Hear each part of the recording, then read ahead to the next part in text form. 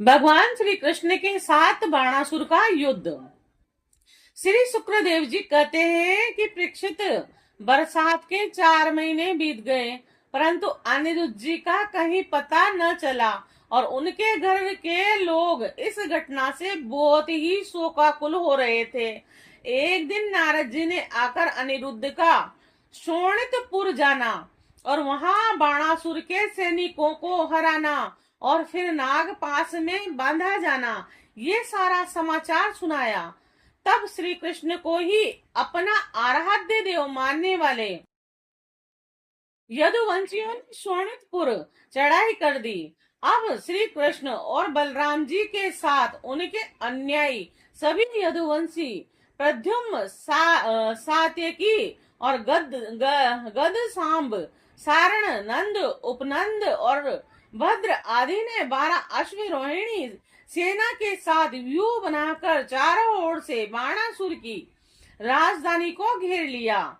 और जब बाणासुर ने देखा कि यदुवंशियों की सेना नगर के उद्यान पर कोटों, बुर्जों और सिंह द्वारों को तोड़ फोड़ रही है, तब उसे बड़ा क्रोध आया और वह भी 12 अश्वरोहिणी सेना लेकर नगर से निकल पड़ा।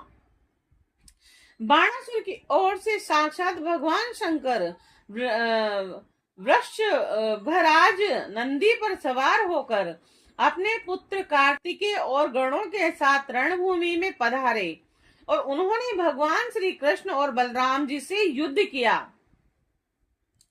परीक्षित, वह युद्ध इतना अद्भुत और घमासान हुआ कि उसे देखकर रोंगटे खड़े हो जाते थे।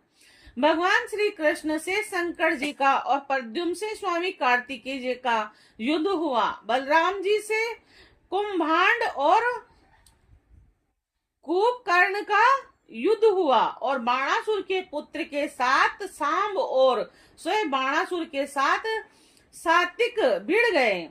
ब्रह्मा आदि बड़े बड़े देवता, ऋषि, मुनि, सिद्ध, चारण, गंधर्व, अप्सराएं यश विमानों पर चढ़ चढ़कर युद्ध देखने के लिए पहुंचे। भगवान श्री कृष्ण ने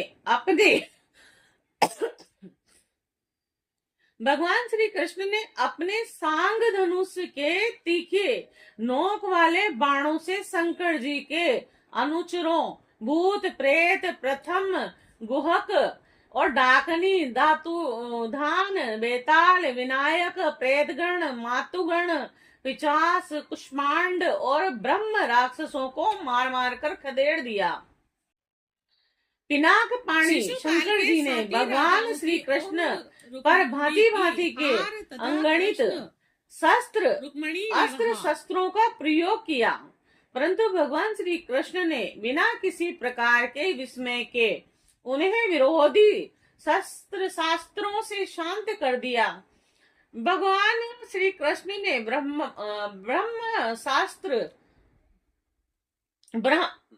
शास्त्र की शांति के लिए ब्रह्म शास्त्र का, व्याय शास्त्र के लिए पार्वत शास्त्र का, आग्नेय शास्त्र का और पर्जन्य शस्त्र का और पशुपति शस्त्र के लिए नारायण शस्त्र का प्रयोग किया। और इसके बाद भगवान श्री कृष्ण ने जम्बनास्त्र से, यानी जिससे मनुष्य की जमाई पर जमाई आने लगती है, महादेव जी को मोहित कर दिया। वे युद्ध से विरक्त होकर जमाई लेने लगे। तब भगवान श्री कृष्ण शंकर जी से छुट्टी पाकर तलवार, गदा और बाणों से बाणासुर की सेना का संहार करने लगे। इधर प्रद्युम्न ने बाणों की बौछार से स्वामी कार्तिकेय को घायल कर दिया। उसके अंग अंग में रक्त की धारा बह चली और वह रणभूमि छोड़कर अपने वाहन मयूर द्वारा भाग निकले। और बलराम जी ने अपने मूसल की चोट से कुंभांड और कुंभकर्ण को घायल कर दिया और वे रणभूमि में गिर पड़े। इस प्रकार अपने सेनापतियों को हताश देखकर बाणासुर की सारी सेना तित्र बित्र हो गई। जब वे रथ पर सवार बाणासुर ने देखा कि श्री कृष्ण आदि के प्रहार से हमारी सेना तित्र बित्र और तहस नहस हो रही है। तब उसे बड़ा क्रोध आया और उसने चिढ़कर सात्यकी को छोड़ दिया और वह भगवान श्री कृष्ण पर आक्रमण करने के लिए दौड़ा और दौड़ पड़ा। परीक्षित रणोन्मत्त बाणासुर ने अपने 1000 हाथों से एक साथ ही 500 धनुष खींचकर एक एक पर दो दो बाण चढ़ाए, परंतु भगवान श्री कृष्ण ने एक साथ ही उसके सारे धनुष काट डाले और साथ ही रथ तथा घोड़ों को भी धराशायी कर दिया एवं शंख ध्वनि की कोटरा नाम की यानी देवी बाणासुर की धर्मदाता थी, वह अपने उपासक पुत्र के प्राणों की रक्षा के लिए बाल बिखेर कर नंग धड़ंग भगवान श्री कृष्ण के सामने आकर खड़ी हो गई। भगवान श्री कृष्ण ने इसलिए कि कहीं उस पर दृष्टि न पड़ जाए अपना मुंह फेर लिया और वे दूसरी ओर देखने लगे।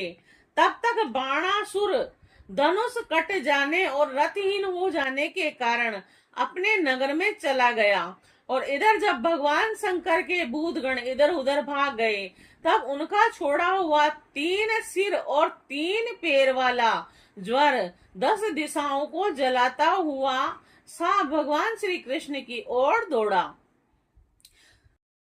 फिर भगवान श्री कृष्ण ने उसे अपनी ओर आते देखकर उसका मुकाबला करने के लिए अपना ज्वर छोड़ा। अब वैष्णव और महेश्वर दोनों ज्वर आपस में लड़ने लगे। अंत में वैष्णव ज्वर के तेज से महेश्वर ज्वर पीड़ित होकर चिल्लाने लगा और अत्यंत भयभीत हो गया और जब उसे अन्यत्र कहीं त्राण न मिला तब अत्यंत नम्रता से हाथ जोड़कर शरण में लेने के लिए भगवान श्री कृष्ण से प्रार्थना करने लगा। जवर ने कहा, प्रभु आपकी शक्ति अनंत है, आप ब्रह्म आदि ईश्वरों के भी परम परमेश्वर हैं, आप सबके आत्मा और स्वरूप हैं, आप अद्वितीय हैं और केवल ज्ञान स्वरूप हैं, आप संसार की उत्पत्ति स्थिति और संहार के कारण आप ही हैं। श्रुतियों के द्वारा आपका ही वर्णन और अनुमान किया जाता है और आप समस्त विकारों से रहित स्वयं ब्रह्मा हैं और मैं आपको प्रणाम करता हूँ। काल देव अदृष्ट कर्म जीव स्वभाव सूक्ष्म भूत शरीर और सूत्रात्मा प्राण अहंकार 11 इंद्रियां और पंचभूत यानी इन सब का अघात लिंग शरीर और बीजांकुर न्याय के अनुसार उससे कर्म और कर्म से फिर लिंग शरीर की उत्पत्ति और यह सब आप ही की माया है। आप माया के निषेध की परम अवधि है और मैं आपकी शरण ग्रहण करता हूँ। प्रभु आप अपनी लीला से ही अनेकों रूप धारण कर लेते हैं और देवता साधु तथा लोक मर्यादा का पालन पोषण करते हैं।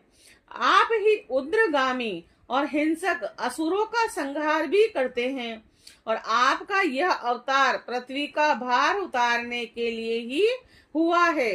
प्रभु आपके शांत उग्र और अत्यंत भयानक दुस्तेज ज्वर से मैं अत्यंत संतप्त हो रहा हूँ। भगवान देहधारी जीवों को तभी तक ताप संताप रहता है जब तक वे आशा के फंदों में फंसे रहने के कारण आपके चरण कमलों की शरण नहीं ग्रहण करते।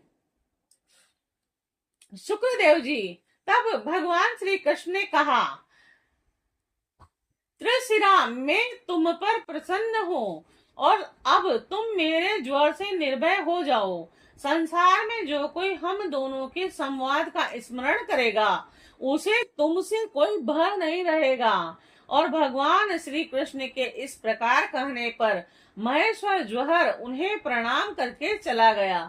तब तक बाणासुर रथ पर सवार होकर भगवान श्री कृष्ण से युद्ध करने के लिए फिर आ पहुंचा। और परीक्षित, बाणासुर ने अपने 1000 हाथों में तरह तरह के हथियार ले रखे थे। अब वह अत्यंत क्रोध में भरकर चक्रपाणी भगवान पर बाणों की वर्षा करने लगा। तब भगवान श्री कृष्ण ने देखा कि बाणासुर ने तो बाणों की झड़ी लगा दी है। तब वे छुरे के समान तीखी धार वाले चक्र से उनकी भुजाएं काटने लगे, मानो कोई किसी वृक्ष की छोटी छोटी डालियां काट रहा हो। तब भक्त वत्सल भगवान शंकर ने देखा कि बाणासुर की भुजाएं कट रही हैं। तब वे चक्रधारी भगवान श्री कृष्ण के पास आए और स्तुति करने लगे।